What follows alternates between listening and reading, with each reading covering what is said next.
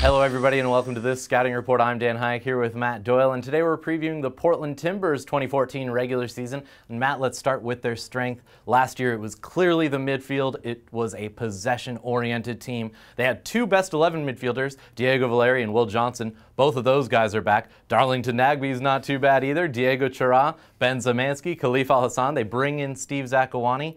Is this potentially the best unit in MLS? I think potentially it is. The three guys, Johnson, Chara, and Valeri, they all seem to work together so instinctively. One's strength compensates for the other's weaknesses. And that's the big reason why they won so many games, why they collected so many points last year. But don't underestimate the impact that Steve Zakawani has to have with Rodney Wallace out to start the season. Wallace was not a midfielder. He lined up on that front line, but he provided verticality. He stretched the field a little bit and gave those guys room to work. If they don't get that from Zakawani or maybe Gaston Fernandez, it's not going to be the same group, and they're not going to find as much space to create those little bits of magic that they created so often in 2013. Now, one weakness last year, you might say, you mentioned Rodney Wallace. He chipped in with 7 goals, but most of the other goals came from midfield. Diego Valeri led the team with 10. Darlington Nagbe scored 9. Will Johnson scored 9. This is a team that needs to figure out a goal-scoring threat up top. Could it be new signing Gaston Fernandez or maybe even Maxi Urruti, who they brought in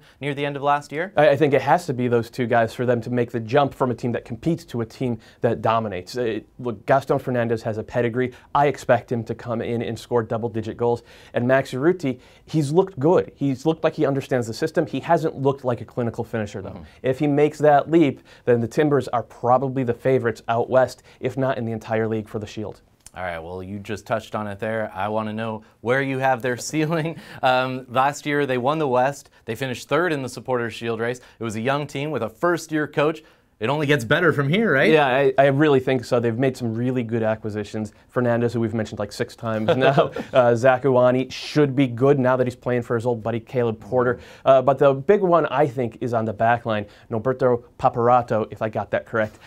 He's known as an organizer. He's known as a guy who keeps his lines compact in the back and gets everybody into the right spot. I think that's big for this team. We saw RSL stretch him out and pull him apart in the playoffs last season. That's an Achilles heel that will get scouted. With Paparato on board, maybe it's not an Achilles heel any longer. All right, well, it kicks off at Providence Park for the Portland Timbers. They're going to hope that Providence Park is as good as Geldwin Field was for them in previous years. This one takes place March 8th against the Philadelphia Union. It kicks off at 10:30 p.m. Eastern Time. You can watch it on MLS Live.